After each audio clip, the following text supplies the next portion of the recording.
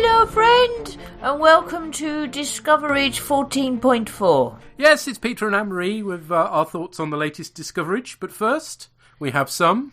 Previously on Star Trek Discovery. And we've heard from Brad, who writes, just some quick feedback on Points of Light.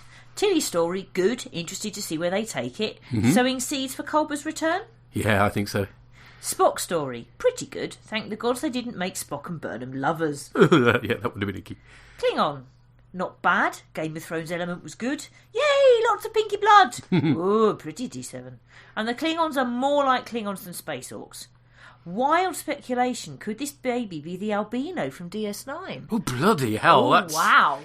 Obscure. I don't think so, because most people who joined the series more recently are going to be going, the what now? The albino? Who's this? But it'd be a nice move if they did. Yeah, blimey. wow. And yeah, he makes reference to the link. He talked about the guy who'd redesigned lots of the old Star Trek ships and gave us some links to them, so I have had a look at them and they're very pretty. Thank you. Thank you. We've heard from Obol. Some feedback for the first 3 episodes of Discovery Season 2.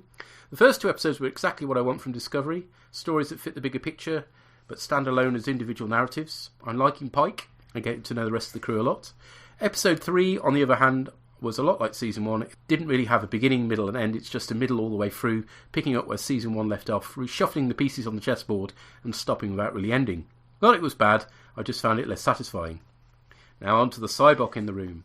I've always presumed that he's older than Spock. Sarek doesn't seem the type for polyamory, so we can assume that Cybok is from a relationship prior to Amanda, and Cybok's 7-14, maybe even 21 years older than Spock. Presumably he's the dark sheep of the family, even at this point, and if he lives with his mom, then there's no reason why Michael and Spock would know him or talk about him much, even if they know of him. So Star Trek V is definitely still canon, and great. Well, yes to both of those, but it was definitely a son of Sarek, wasn't he? Yeah. And it was prior to Spock and Amanda being an item, so it must have been a previous marriage, I guess. And we've heard from Puri.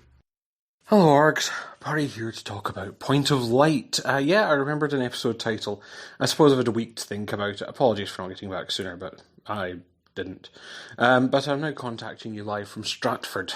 So yeah, very far from home. So this episode was good. I'd say I've maybe liked the other two a bit better, because I felt this one was kind of a bit of a mechanical episode. Nothing wrong with it. It was all well acted, well plotted. I enjoyed all the story, but I felt that the story elements were there to get things into line for later episodes. So, for example, a lot of the Burnham-Amanda stuff I felt was there to set up and lock in things for the further Red Angel plot, for example. Similarly, the Tilly plot, although I'm glad to see all the plots are advancing, particularly the Tilly one. It would have been so easy to keep the person in her head and her kind of going slowly mad, stretch that out over 3-4 episodes. I'm quite glad that's been compacted, although I don't think it's entirely over. Like I say, I think the extraction, I've still got a suspicion that Tilly's in the fungus. But indeed, fungus could be how we're getting Hugh back. Could be Dr. Fungus. We don't know. Yeah, I liked all the plots, but I did feel that maybe when you look at it, it plays a good part in the arc, but actually as an episode it's maybe a bit of nothing's resolved. Indeed, this was one that I was kind of looking at the end going, what, we're fading to black? No, stuff's still unresolved, so it kind of felt very much like a middle part. The Klingon stuff, I did feel was a setup for the Georgiou series, and I'm quite happy with that as A. It makes the Georgiou series look good, and B, I'd be quite happy if that's all we see of kind of the Klingons, or maybe not all, but if that's the bulk of what we see about the Klingons this season. I think doing more focus on the Red Angel and that sort of thing is the better way to go. I mean, I'll not be upset if we don't, but I think it works kind of as a setup for Georgiou, and just to say, look, here's what's happening there. Maybe even set up for future series, we don't know. But I think I still thought it worked quite well. Like I say, I liked Georgiou as the agent. I mean, I wasn't really that keen. I've never been keen on the concept of a Section 31 series, and the Georgiou series wasn't really doing much for me, but I'm now looking forward to it. I think this has set me up. One thing though, the fight scene. Now, it was a good fight scene. I enjoyed it. It's good seeing everyone going bat-left crazy and that sort of thing. I did also like Ash Ketchum's big bushy beard. That was impressive. But the fight scene, so we've got people fighting. with kind of dark thunder and dark rocks around them. The only place I go for that is Mortal Kombat, the movie. I half expected to hear the song kind of going over the top and them doing the full Mortal Kombat thing, and then Klingon Goro would come around the corner.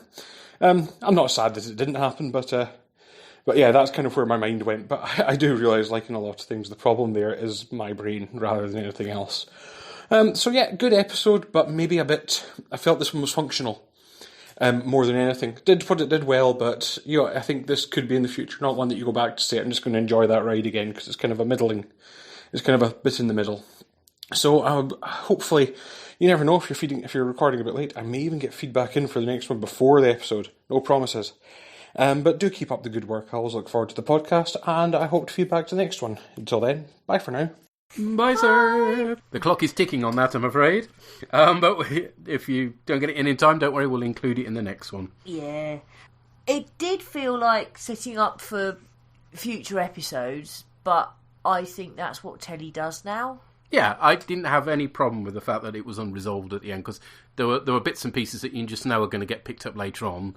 And they are resolving stuff as we go along. So, for instance, they resolved the mystery of the point of light that ends up on Tilly in this one. So there was something being resolved. All right, then it led to more stuff. But I'm cool with that. And as you say, it's how modern telly works these days. Yeah. It's not unlike Battlestar Galactica. You don't get these unconnected 45-minute episodes where you sit there and go, we needed Space Western Y. But anyway, that's a whole different podcast. It is. And yeah, I think probably the Klingons are being set up for the Section 31 series. Like you, I enjoy seeing them, but given that we've got all this stuff with the Red Angel and everything going on, I'm not going to mind if we don't see them again this season. No, nor am I. Necessarily. It doesn't feel like they're necessary in terms of what's going on in general with this plot.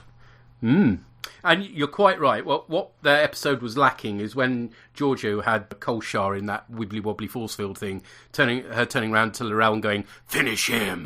Would have been brilliant! Yes. Right, on to tonight's episode at Obol For Charon. Detmer, status. Something has grabbed us out of warp, sir. Speed dropping to sublight. Helm going unresponsive. Shields up, red alert. Orshikin, are we talking tractor beam? More powerful than that, sir. I'm unable to raise shields. Preliminary analysis indicates a multi-phasic stasis field. It's disrupting our shield harmonics. We're at a full stop, sir. Whatever has us, we're locked into place. Like a damn fly in a web. And there is the spider.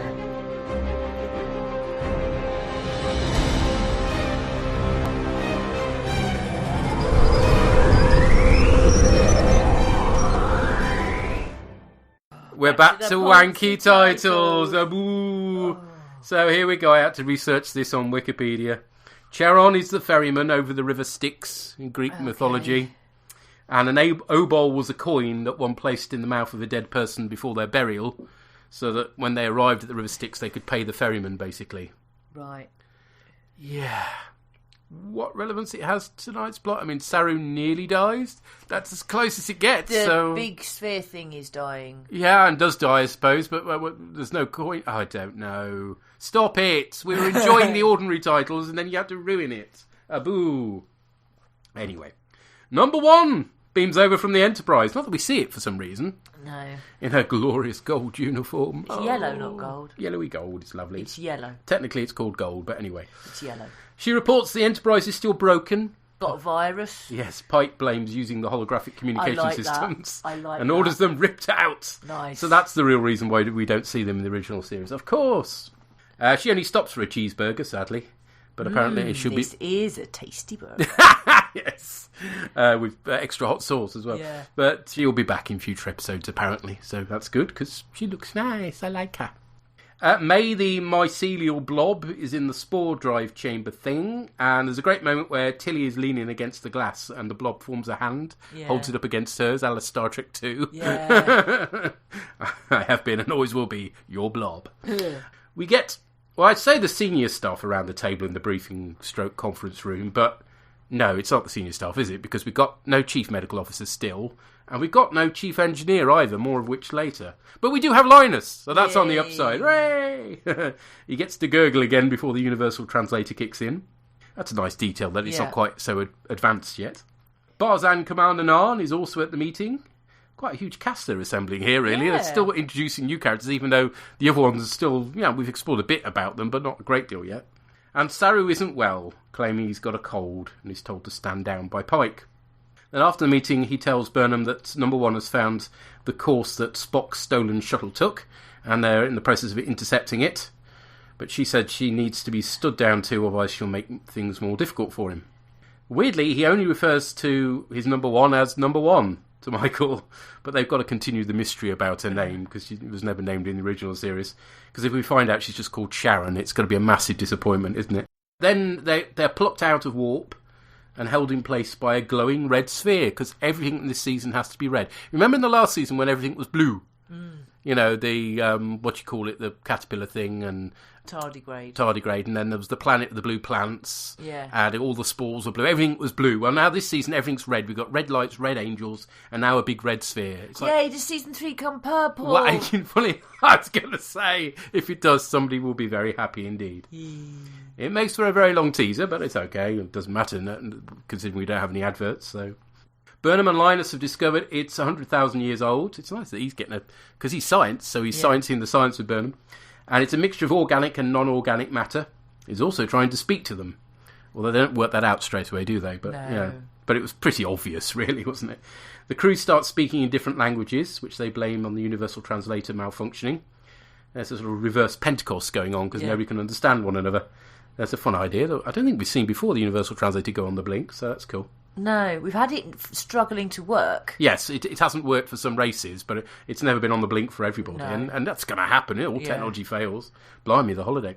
Anyway, Saru comes into his own, because, of course, we know from I think it was the last episode it was mentioned, he speaks over 90 languages. Yeah. And he does a thing which resets it on to English on the bridge, but not for the whole ship, apparently. Detmer says her controls aren't fixed, and they're in Talsetian, a reference to the homeworld of the Traveller. Yes. Next Generation, which is quite nice. Saru's fix hasn't helped the rest of the crew, so they've got to sort that out. Although Tilly reports the engineering test bay is unaffected. I say engineering test bay because I'm pretty sure that's what it's supposed to be, but it's sometimes referred to as being engineering, despite the fact it can't be engineering, because it hasn't got the warp drive and stuff in. I mean, there's a window to the warp drive, but there isn't actually... That was where they were testing the spore stuff, wasn't it? Yeah. But it's consistently referred to as being engineering. But there's no chief engineer there, because that's not Stamets. He's a scientific specialist. And later on, we hear that the chief engineer has sent what's her name? Reno up there. Yes. So, what's going on here? I had to phone the Discovery helpline, aka Andy, and he confirmed it isn't engineering because all we see is the spore stuff, and the fact that we haven't seen the chief engineer as well. It's a bit like Next Generation Season 1, although there we did see a variety of chief engineers. At least they had one. So as and when the spore system is decommissioned finally, which they keep threatening to do, but they're really going to have to do now as a result of this episode, we might get a proper engineering set, I guess. This is when Jet Reno turns up and gets into an argument about the relative values of spore and warp drives with Stamets, which is a fun scene. It is, it's good. It's tension, but it's not the sort of tension we had in Season 1 where it was like everybody absolutely hated each other. This is more sort of rubbing up against each other, isn't it? And not in that way. Anyway, she ends up fixing something with chewing gum, which is wonderful. Yeah. Then things go to Smeg as Saru collapses, the EPS conduits start exploding. God, we haven't had that in a while. Yeah. And the engineering bay thing gets sealed off. They do a thing which I don't really understand, and Tilly ends up with hair all static. I like that. It's great, isn't it? And May escapes and splats herself onto Tilly's arm. She's a bit icky. Burnham and Pike get Saru to sickbay. Dr. Pollard is on duty again, but makes reference to a secondary sickbay. There's a sickbay 1 and 2. I think it's Discovery the first ship we've had that's had 2 sickbays. I have a feeling it is. Where's the CMO? You wasn't the CMO. I don't think she's the CMO. Never referred to as such. Saru believes he's dying thanks to the sphere triggering the biological sequence that makes Kelpians ready for their culling by the Baul. So hopefully we're going to be finding out more about that mini-sode at some point, but we don't exactly by the end of the story, do we? Apparently, if they don't get cold once this has started, they go meds. In the science lab, Saru and Michael have managed to slow the virus of antibodies. He asks her to catalogue his personal logs when he's gone and pass them on to the Kelpians when they're no longer subject to General Order 1. Though given Pike's already broken General Order 1, hey-ho. Michael says she's going to engineering to get the shields up, and then she goes to the test bay. She figures out the sphere is using the virus to make first contact, but then Saru thinks it's last contact, his empathy picking up on its death knells, apparently. Reno talks about drilling a hole in Tilly's skull with an actual drill, because they don't have a laser scalpel, in order to insert something so they can talk to May, basically, which is all a bit ick. Saru thinks the Universal Translator has been overloaded by the sphere, and which is trying to communicate all it knows to them. And then in a magical moment, Stamets gets Tilly singing Space Oddity. Though I've passed 100,000 miles, I'm feeling very still. And I think my spaceship knows which way to go. Tell my wife I love her very much. She knows.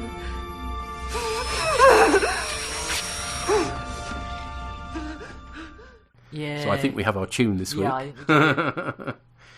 It's the distractor whilst they drill a hole in her head, which she doesn't react to as much as you'd expect, but then maybe she's still high on the spores that May's sort of injecting into her system. That's all I can think anyway, because you'd be doing more than making a slightly uncomfortable noise at that point, wouldn't you? Yes. Blimey neck.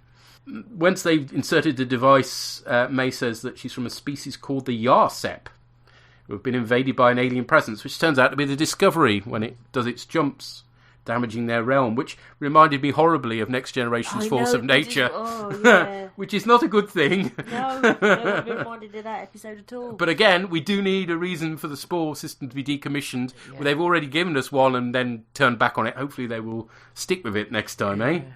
Stamets apologises, but May says she still has plans for Tilly and isn't releasing her. And when Reno tries to burn the spore off her, it begins to envelop the ensign. Pike is talked into lowering the shields, and once they're down, the message is transmitted, and the sphere does explode, pushing Discovery clear so that it can tell its story. Which I like, and it reminded me, aspects of this anyway, reminded me of Inner Light. That's definitely true as well, yeah.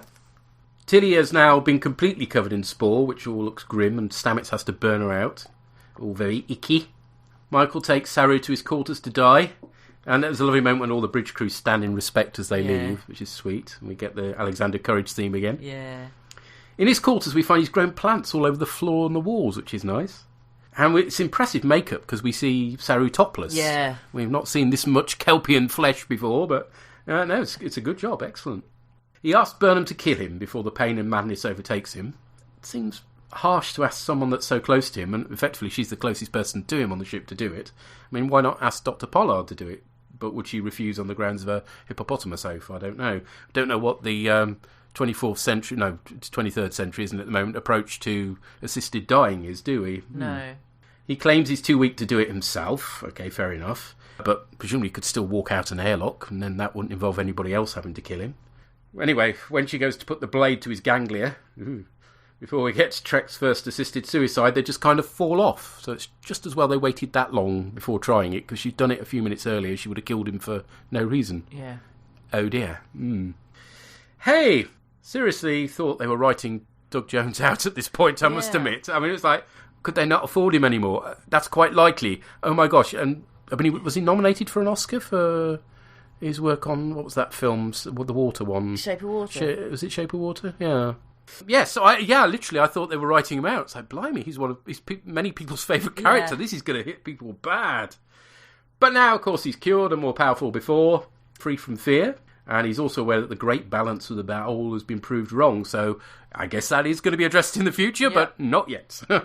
But hey, that was a heavy scene, wasn't it? It was like, whoa. It's not like they explored assisted suicide, because she just pretty much got on with it, and then it was a cop out. So it's not like you could say they were exploring that issue as such, but... But she was raised on Vulcan, and perhaps there's something in Vulcan culture that meant... I have a feeling the problem isn't, because if you think about Sarek, I mean, he would have got asked for euthanasia long... he had that awful mental illness. That's true. I mean, that was a whole thing around the issue as well, but they never talked about assisted suicide there, did they? No. Interesting.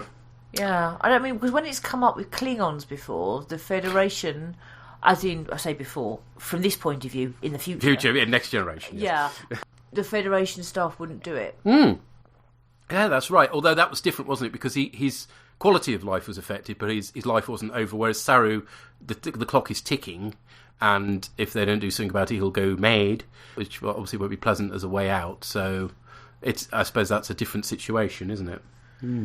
But anyway, as I say, I would have thought it would have been kinder on Burnham to have said, don't worry, I'll just walk out this airlock, it'll all be over in seconds. But he couldn't walk, so maybe he couldn't... He couldn't walk without assistance, but she could have got him in, but then would he have been able to operate? Maybe not. All the questions we have here. Yeah. I think the idea is that he's too weak to do very much at all. Because she had to carry him effectively to his... You could get the replicators to make a poison drink, but then again, would the ship allow you to do that? The ship might not, and does he have the strength to put it to his own lips? Well, I think he has about that much strength. But anyway, ultimately, it doesn't matter because cop-out strikes, and we don't have to face up to that. Blimey. In engineering, they all get high on spores even, whilst Tilly is absorbed back into the May thing and then completely disappears. And Stamets and Reno are sort of sticking their head through going, where are you? Yeah. So that's our cliffhanger for this episode. I enjoyed the Reno Stamets stuff. That was great fun. I hope we see more of that. To be honest, I hope she gets made chief engineer because we need one. Yeah. It's a very Trek plot, with strange alien life being discovered and respected despite the potential threat it poses. Although, interestingly, Pike is even closer to blowing it up, isn't he, really? Yeah. And he's talked down from that. More Linus now with lines. Gotta be good. Lines for Linus. Yes, lines for Linus. Much better direction than we had in Point of Light. There was only one point when they wobbled the screen around, the camera around. Yeah. My only criticism, and it's a sad indictment that it bothers me as much as it does, is the fact that the whole engineering, where's the chief engineer, where's the CMO thing. Yeah, I know, it's sad, but... Oh, and the title is stupid as well. Yeah. But those are very, very small complaints about what is quite a brave episode, really, I think, and a very well-performed episode, as per usual. I think we're probably seeing with Saru them ditching the original idea that he is permanently terrified. Well, he's got no fear now. That's cool. No, as in, that's what he originally said. And it's why I had issues with the short trek. It's because what they are portraying happening for his civilization doesn't fit. You're not permanently Yeah, in this one he actually talks about the predator on his planet, whereas before it was definitely many predators. It was. They were the bottom of a food chain, so therefore there were lots of things happening. So I think that in the same way as you get stuff with Season 1 of Next Gen and DS9 that doesn't really fit later on. You think about the character of Jadzia in Season 1 of DS9, doesn't really fit later on. To say nothing of how they looked in Next Generation Trill, so yeah. Yeah, so you get these things. So I think what they've done is they thought, you know what, that doesn't really work. So they've ditched that, which is fine as long as the continuity works from now on. Yeah. If they came up with the idea initially and thought, you know what, actually that doesn't really work. But the idea that they are being farmed and harvested, which is what they came up with in the short trek, if that's how they're going to go from here and they stick to it from this point on, then it's just going to be a bit that doesn't really work from when it was very new. And that's okay if that's how they do it. The reason I think they did it, that if she'd left it any, it was only because she left it as long as she did that they fell off and he had this transformation, is because they've obviously been told that if they're not cold they'll go mad. So I think they all therefore die. And the point was none of them had left it long enough to find out what would happen if you didn't. And so therefore he is the first one to find, no, they haven't gone mad. They've been told that they do. Yeah. And none of them have found out. And so it had to be very last minute, because actually the point of the story was not a story about assisted suicide. No. The point of the story is about a subjugated race and the myth they have been told to feed their own oppression. So yes, definitely more of that later, I suspect. Yes. With the Tilly stuff, I don't know. It might be interesting, but like you, I have concerns about that terrible episode of Next Gen with the you can't go more than warp 5. Oh, yes. Force of nature, yeah. Yeah, so... Well, it's definite echoes of that, isn't it? It might be completely fine, but I'm just... But unlike Force of Nature, where they couldn't get rid of warp drive, because that was like one of the most important bases of the series, they can get, and really need to get rid of spore drive, so... But yes, they do seem to be mining previous ideas, don't they? Yeah. But that was my only real criticism of the Tilly story, was that I'm worried about where it might go, and those worries might be groundless. Cool. What did other people think? Well, we've heard from Jim, from the Crinoid and Proctor Who podcasts. I believe Proctor Who, sort of looking at Doctor Who, have been covering Discovery. Hello, Mr. Jim. And he writes, what a cracking episode. Real old school Trek with a huge emotional wallop thrown in. Mixed metaphor, ahoy. It seemed to be a double A plot episode, and both threads were gripping. I really thought they were going to kill off Saru, my favourite character. Yes, same here. And the acting in that near-death scene from Doug Jones and Sonequa Marcy Green was superb. I completely coincidentally got something in my eyes. Oh dear, Dusty Room syndrome. Yeah, me too. It'll be interesting to see how Saru fares now he's lost his constant fear. Hopefully for the better, and maybe it'll make him an even stronger candidate to take over as captain of the Discovery when Pike returns to the Enterprise and his eventual Davrosing. Yes, ending up in that chair, yeah. And the Tilly and Stamets fungal scenes were by turns lovely and horrible. Good to see Jet Reno back, and hopefully she'll evolve into something more than a snarky one-liner machine over time. All in all, best of the episode of the series so far, after a bit of a lull last week. Ah. Thank you. Thank you, Jim. Yeah, the bit, and it worked for me second time round as well, where I got something in my eye, was the bit where everybody stands on the bridge as Michael helps Saru leave. It's like, oh, that was really the look in all their faces. Yeah. Well, the bit that got me was when Burnham turns around to Saru and says that you're my friend. Mm-hmm. And I was just like, oh. We've heard from Daria Down Under. Yeah, we've been a while since we've heard from Emma Daria. She's in Australia. Oh, right. So this won't be the last piece of feedback we'll get from the other side of the planet as well. She's now on the Podsploitation podcast, apparently. And she says, hello there, orgs of all sizes. Well, I'm the larger one, definitely. Proper roller coaster of emotions on Discoveries and Obol For Charon. I mean, it was kind of fun watching the Universal Translator go wild and having our heroes speak in tongues for a bit. I'm sure there was some fun to be had for better language nerds than me, turning the subtitles off and trying to play Spot the Language. Apparently, Kalo thinks the Andorian language sounds like Arabic. Well, given how many aliens speak English, that's only fair. Though it was lucky that the 3 down in engineering could all speak English the old-fashioned way, they could keep their story moving while everyone else was busy. Yes, I suppose that was a tad convenient, but there we go. And speaking of that engineering plot, first off, great to see Jet again. Guess she just stuck around after being rescued. Can you do that? Well, apparently she did, and she's not the only one either, because we've got Narn. She got her jacket undone, which seems to be Starfleet for off-duty, but we were in a pinch. It's a shame we never saw Dr. Pollard's reaction to Jet's creative emergency medicine. I'm sure it would have been colourful. I thought Jet and Paul bickered just enough to be amusing without being annoying. Yes, it was the right side of the line, wasn't it? Then the mood, whiplash, Tilly's hole in the head. Oh. I doubt I'm the only one who had a tear or three when she and Paul were singing Space Oddity whilst drilling into her head. That was... Wow. Yeah, that was another, dust in the room moment. Heartbreakingly reminiscent of what they used to do in lobotomies too. They get the patient to recite something while they pushed into their head. When the recitation went wonky, they'd gone far enough. Oh, blimey. I could feel Tilly's anguish though through everything she did this week. It's true what they say on the Rediscovery podcast. It's Mary Wiseman who is the true red angel of this show. Sonequa Martin Green and Doug Jones sold me in his deathbed scene too. Michael's shaking hand, unable to quite cut the tendril. Oh my. All the above taken into account what we learnt in season 1, plot armour isn't a thing on this show. We lost enough primary characters last year that we can't just assume Tilly, Saru or anyone else will live through the episode by dint of being in the opening credits. Indeed. Deep breath. Final less heavy thoughts. Spore Drive is being decommissioned. Again. Klingons are growing hair and Captain Pike wants to go back to communicating with video chat instead of holoskype. I kind of hope they're not going to go overboard cleaning up visual continuity with the older, later Trek stories. I was content to let Discovery breathe and grow by having its distinctive look.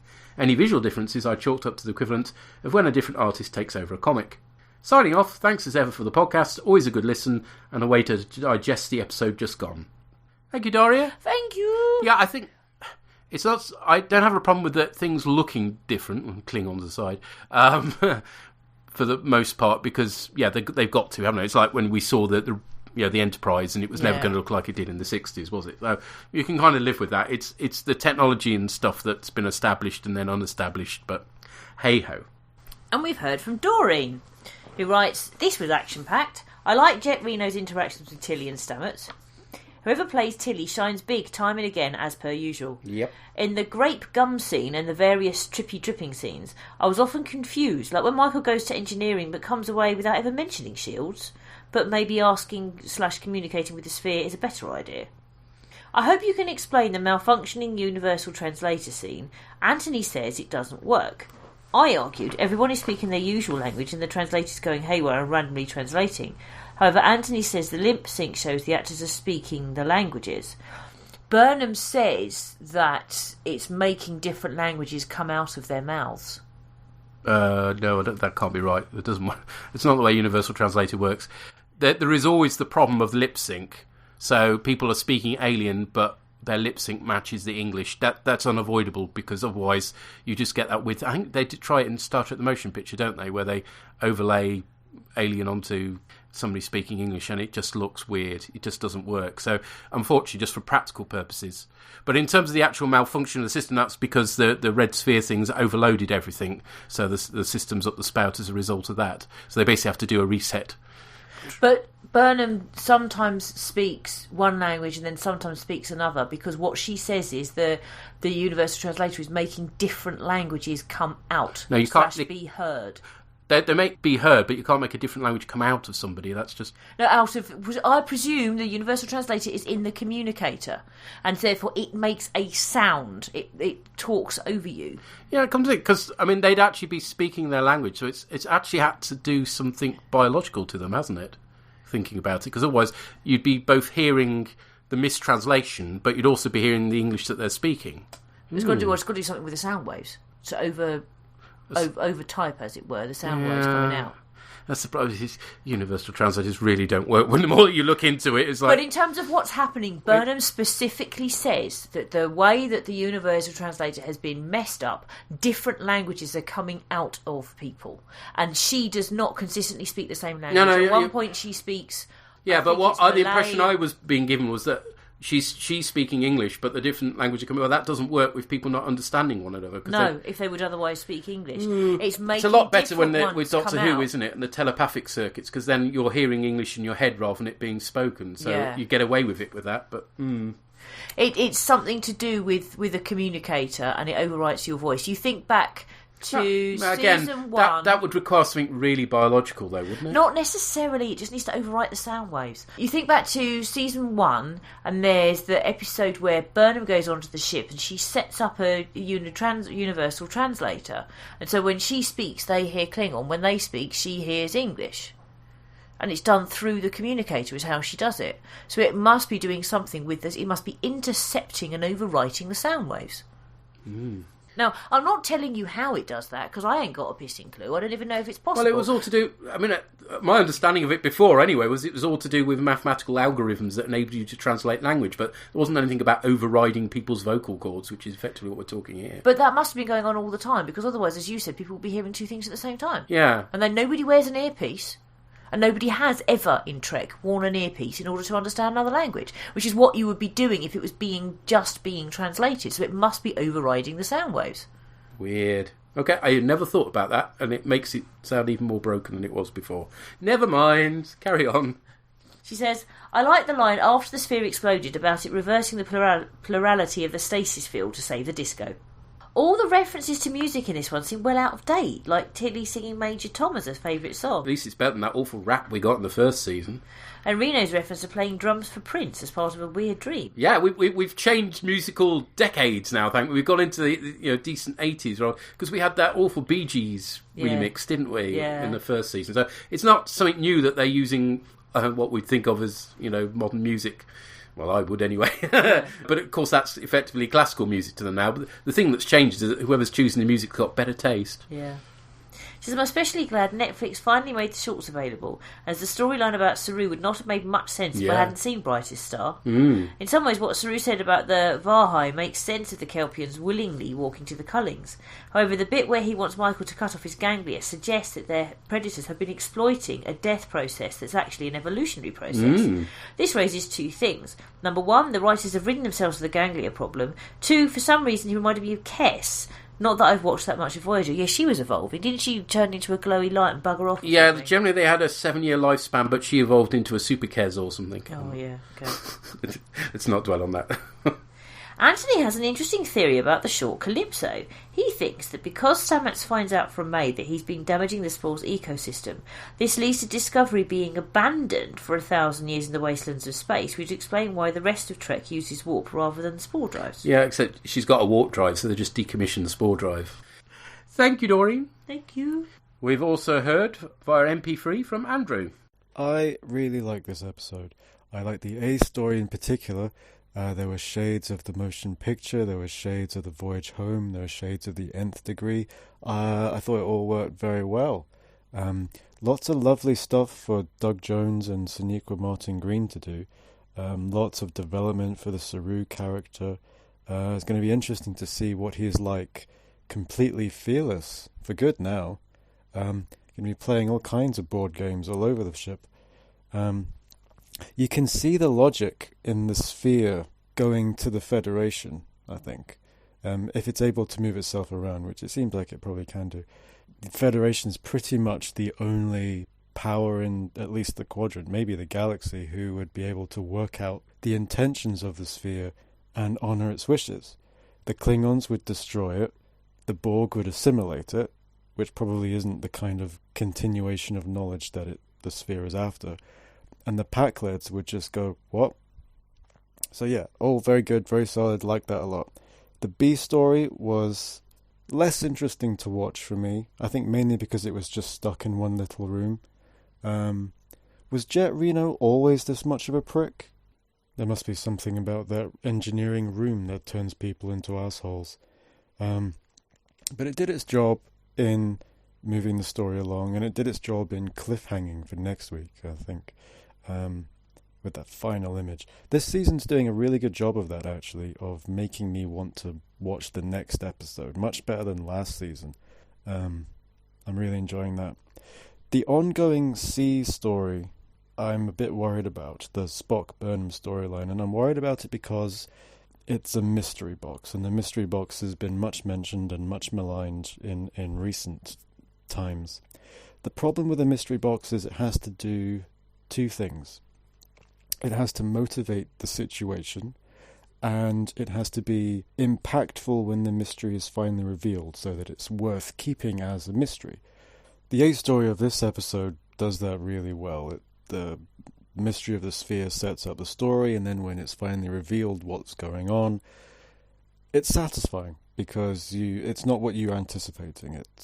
It turns your expectations on their head. But I think that the longer the Spock-Burnham storyline goes without us knowing what it was that caused that rift, the less satisfying it could potentially be when it's revealed what that was.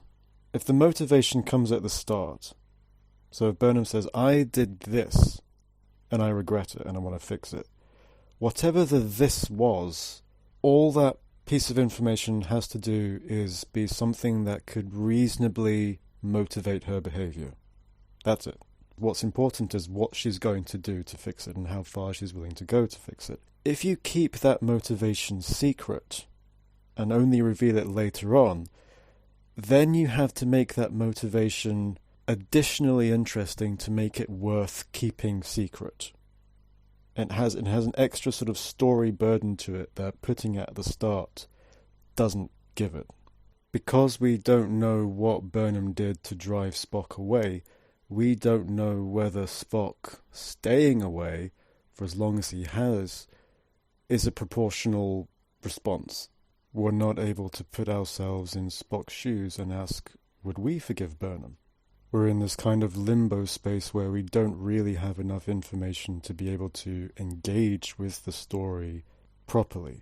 And the longer this story goes on without giving us that information, the more work that information has to do to then justify why it's been absent the whole time, is what I'm saying. I might be overthinking it.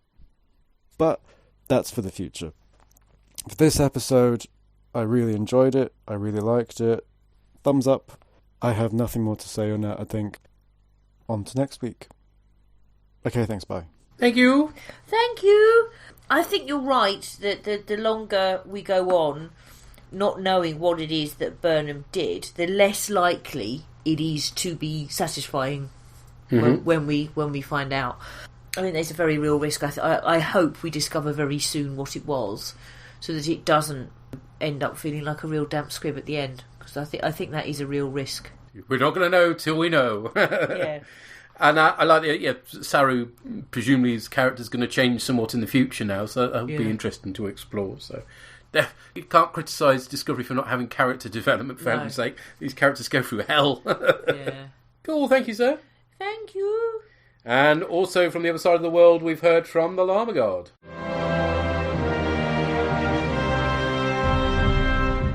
Llama God's Lark, Scott Dick, Noi Jake, Ya, Noi, Fly, you fools. Okay, here's another dispatch live from Middle-earth, and thanks to the latest technology, I've been able to watch this week's episode of Discovery on the tiniest of screens. I mean, yeah, it's a small screen. I'm looking forward to seeing it on a bigger screen when I finally get home. But at least I'm not looking at holograms, because that would be like looking at a ghost or something. It was great to see that anachronism addressed in this week's episode, and we've got an excuse for why we kind of go in and out of using holograms. And it also makes sense in Deep Space Nine context as well, because those hologram communicators just look really fucking freaky, don't they? Also nice to see with the whole Universal Translator breakdown, and I love that gag, actually finding out. I mean, I know that Deep Space Nine did it in that episode with, I can't remember what it was now, with all those refugees. But it's nice to see this happening as well, and what the effects were, and finding out exactly how diverse the crew of the Discovery actually are, because hardly any of them use a shared language. But what was best to find out was that Welsh is actually its own recognised language by the Universal Translator, and that's great, especially given that I use Scots Gaelic at the start of most of my feedback, so yeah, that was really good to see. But this episode was actually great. It's proper Star Trek, this one. Proper Star Trek with a central mystery. Mostly proper Star Trek because it featured the Enterprise being the only ship in the fleet to get infected and buggered up. So, yeah, again, that's her record not getting off to the greatest of starts, and she clearly overcompensates later in her career. But I love the whole central concept of the sphere dying, and the fact that it wants to share what it's known. It's not an actual threat, and that's a great high science fiction Trek concept right there, and I'm glad that Discovery's going along this route. I also like that Reno was back. Didn't like the fact that she was involved with the whole Tilly thing, with Tilly being trapped and getting her head drilled in. I mean, okay, that gave us possibly a podcast song for the week, but I'll never listen to that song in the same light again. And Tilly had better be okay at the end of all this, otherwise I'll be quite cross. The big downside to this episode was Saru's death. I mean, yeah, we probably knew he wasn't going to die, and so I really wish they hadn't played him out. I can see why they went down that route, and obviously with Saru himself, I'll get to that in a second. Obviously what it enabled him to do in terms of Michael and come to his relationship with her, and more importantly her relationship with Spock. But at that point I didn't care. They just really, really dragged out for too long for something we knew probably wasn't going to happen. And even if it had happened, I was pretty much waiting for it to not happen, so it wouldn't have had the emotional impact it was meant to have had he died anyway, if that makes any sense. On the plus side though, this does answer one big mystery, and this is about Saru. We finally find out that when he loses his ganglia, he doesn't actually die as he's meant to. Something else happens. So it turns out that everything we knew about Saru, everything he knew about his culture, was potentially a lie, and this perhaps addresses some of the inconsistencies that I know that you've had with the backstory that we had about him and the other Kelpians in his village. So the things that he said about always being in fear, always being on the run, he tells us that because that's what he's known, but he knows that because that's what he's been told that he knows, if that makes any sense from a cultural point of view. So maybe if that's all lies, then who knows what the actual truth is? You know, what he was telling us, but there was his interpretation. So it's going to be interesting to see how this plays out and how actually we ultimately find out, you know, when we actually find out what his race is actually about and what they're meant to do, because clearly they've been stunted. Clearly they've been prevented from actually progressing and evolving, developing as they were meant to have done. And this is really fascinating. I'm really looking forward to seeing where they go with this. This is another great concept right there. The other big answer we get this episode is, that is actually Pike's Ready Room. So I'm looking forward to hearing what Org actually had to say about all of that, given where it may or may not have been on the ship. And other than that, again, just a really great episode. It's really like Star Trek. And I guess the only downside of it is that after this week's episode, the big question of how was Spock and where is Spock? And I actually at the moment don't really care because there's an awful lot more going on. There's a lot more interesting at this point. But still, I'm sure we'll resolve all that. And it's good to see number one. Not so good to see her not getting a name, but never mind. And so again, this one was a nice little central story, resolved, interesting concepts, and opens up some other questions which I'm sure we'll delve into in the future. As ever, I'm looking forward to eventually, when I get back to the correct side of the planet, looking at Brexit, maybe not the correct side of the planet, but when I'm getting back home, looking forward to catching up with your podcasts. And until then, Everts idea und deinem Haus. Oh, bugger.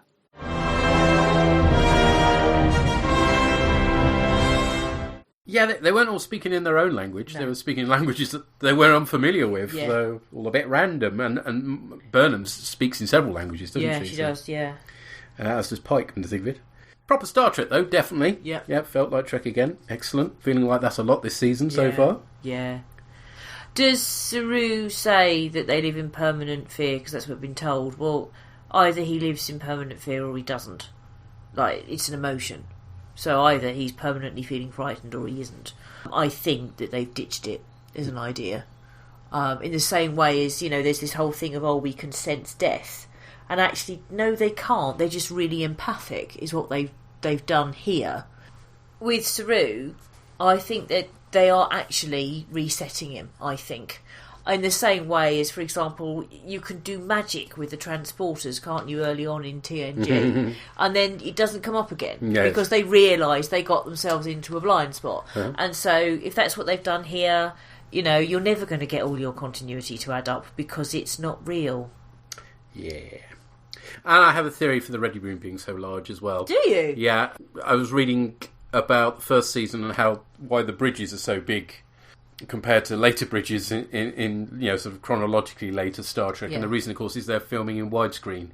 So they need a bigger bridge, otherwise there's just, gaps either side. Yeah. So he's got a bigger Ready Room just so they can do those big, long, lingering shots across it like they've done several times in the past couple of episodes, which isn't a practical reason for having a bigger Ready Room, let's face it, particularly on ships that are short on space, but is an artistic reason for having a bigger Ready Room. Hey-ho.